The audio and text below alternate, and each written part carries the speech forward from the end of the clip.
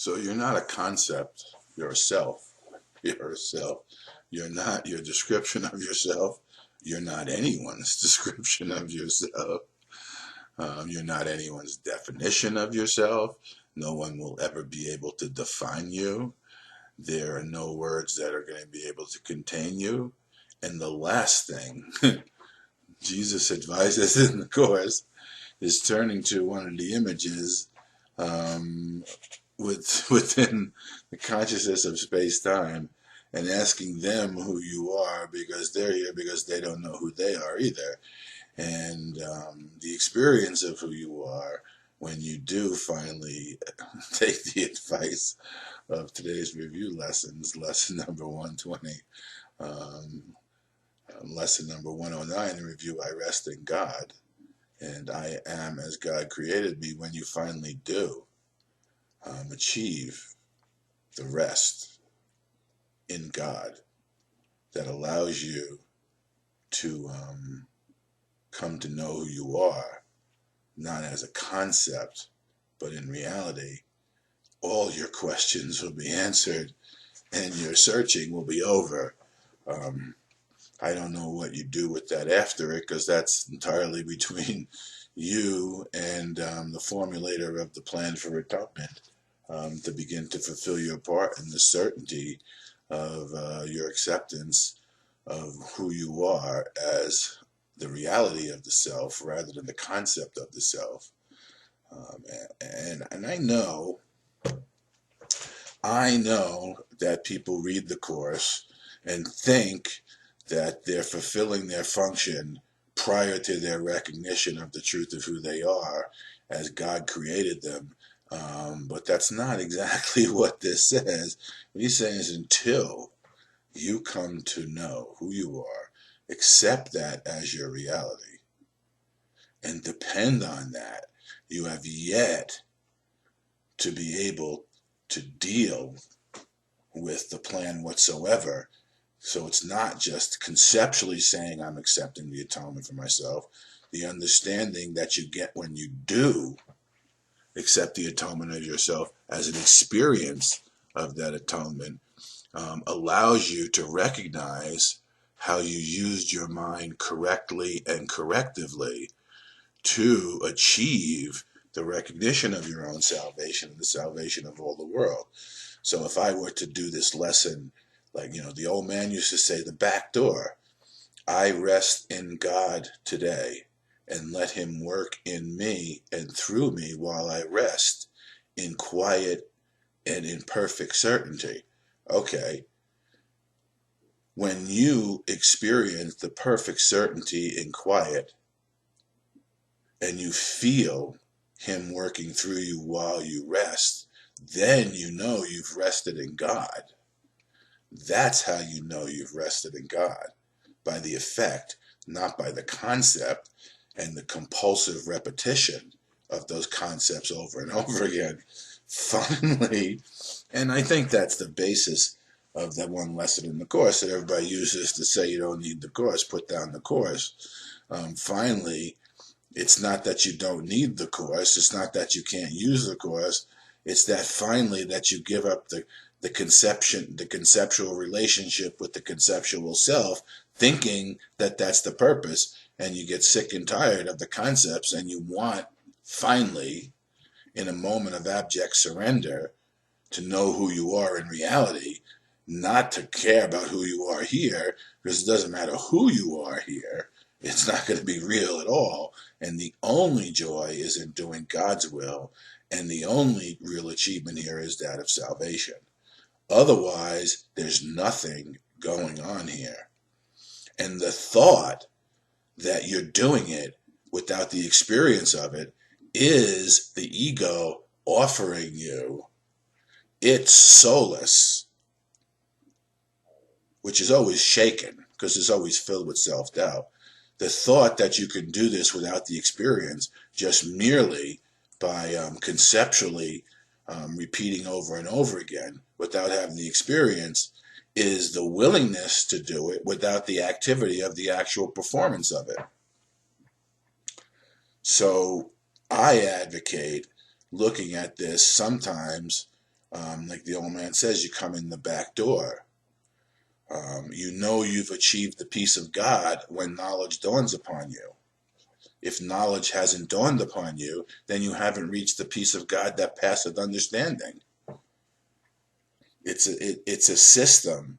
It's in a sense, it's a different way of looking at it, where you give causation its effects rather than thinking the effects establish the cause, rather than thinking that the effects are your cause. If you can get that, you understand the achievement when the experience is there. Now you know what it means to use your mind to rest in God. In other words, that's what I'm trying to say. You know what it means to rest in God when in quiet and in perfect certainty you feel Him work through you. And you're not confused any longer or doubtful of what has occurred to you. I am as God created me. I am God's son. Today, I lay aside all sick illusions of myself and let my Father tell me who I really am. When you allow your Father to tell you who you really are, not as a concept or a definition, but as an experience, then you know you've laid aside all sick illusions.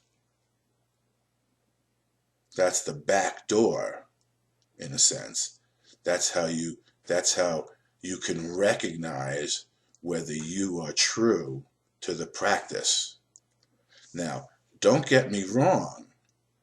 If the experience is not happening to you, it's good information to know so you don't form bad habits of thinking that you're doing something that you're not doing, because that is exactly what the ego would have you believe. Exactly. That's what the ego would have you believe. In a sense, it's the idea of checks and balances that we tried to build into the democracy that we call the United States, which is obviously now on the precipice of falling apart because it stopped working because of the exchange, the nature of exchange that takes place in the establishment of the hierarchy that attempts to make true the democracy. We've established a hierarchy. We've made a what do they call it? It used to be, the king. We've done the same thing in that sense. We've made royalty and established bloodlines, and instead of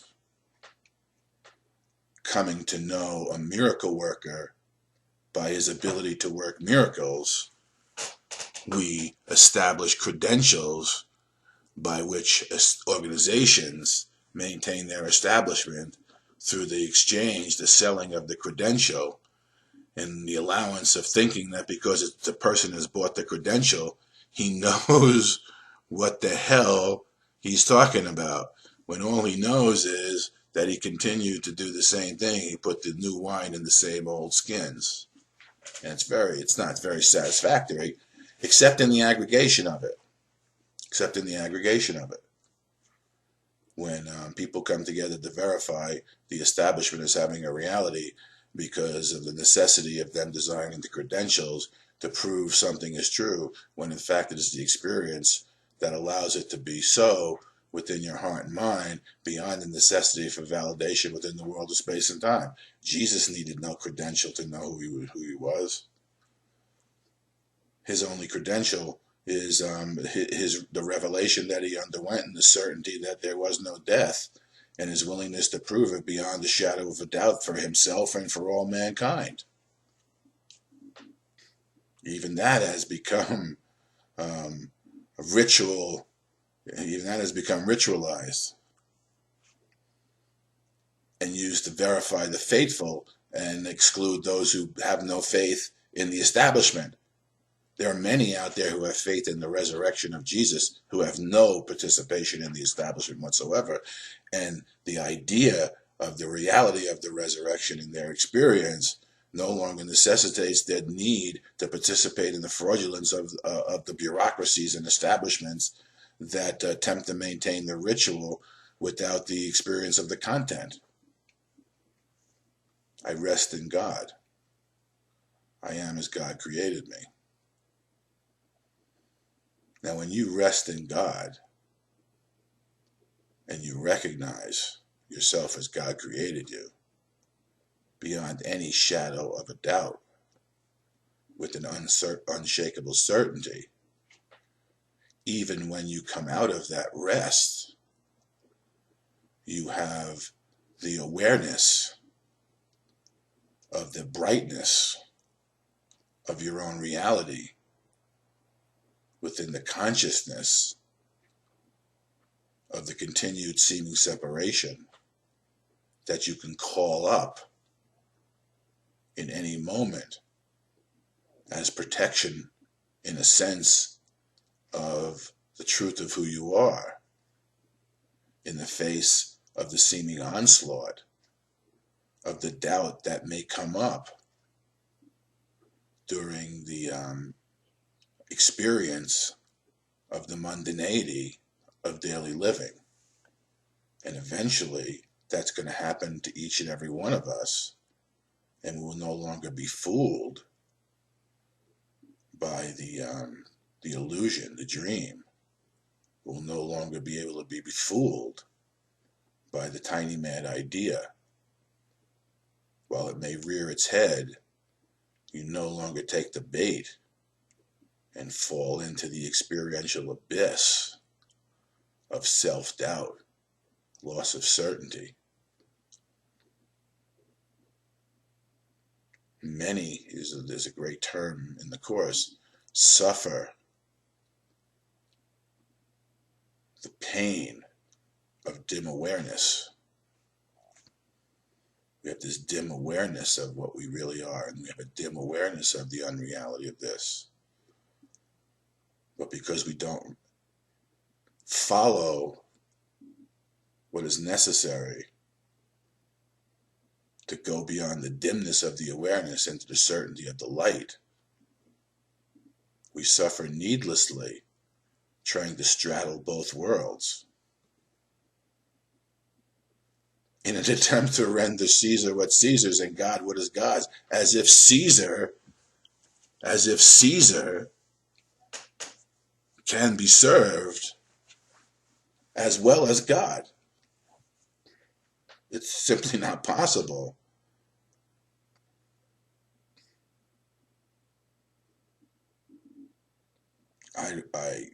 We all try to do it for a second until you finally give up the world because it holds nothing that you want.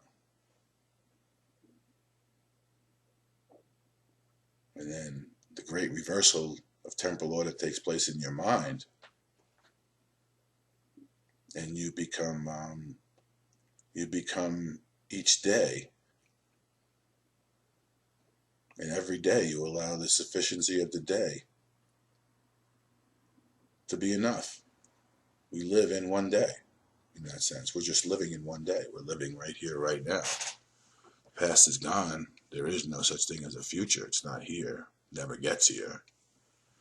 There's always only the now within which we live. And in that there is sufficiency and fulfillment, because there's nothing outside of it. And it begins to extend and generalize. It's utilizable in all circumstances and in all situations. And you're no longer seeking the experience because you found. And the finding of it gives you the reliability of it within your own awareness. So you're not constantly chasing something that sounds really good. It's like, okay, I'm all for enlightenment, and I'm here, and I want to undergo enlightenment. What's the difference between that and saying, I'm all for money, and I want to be rich enough someday so I don't have to do this? I want to be enlightened someday so I don't have to longer chase enlightenment. That'll never happen. If you're not holding yourself, your mind and your heart, to the activity that allows right-mindedness, to be how you function, so that we can go beyond right-mindedness into direct perception of the truth, in which there is no need for correction, because nothing was ever needed to be corrected. There was no need for correction whatsoever. Now, you can say you're there and fake it, but, it's not very satisfying. Jesus says the partially innocent are apt to be fairly foolish at times. They're trying to maintain a conceptual enlightenment for the benefits of their own egoic existence, rather than give up the world, for it holds nothing that you want, and seek reality in the home in the heavenly home in which you were created and have never left. That's all available to you. There's no reason why you and I can't come to know that and count on it and be in the world but not of the world. And as Jesus told Helen, feet on the ground and hands into heaven, and allow the connection to be made through you, the connection of you with eternity and infinity, so that you can begin to see the work of the infinitude of reality right here, right now, beyond the backdrop of the illusion of separation that seems to still require bodies in space and time in order to learn anything whatsoever. I rest in God today, and so are you. Somewhere you're already resting in God. Find that place now. The self that rests in God is real.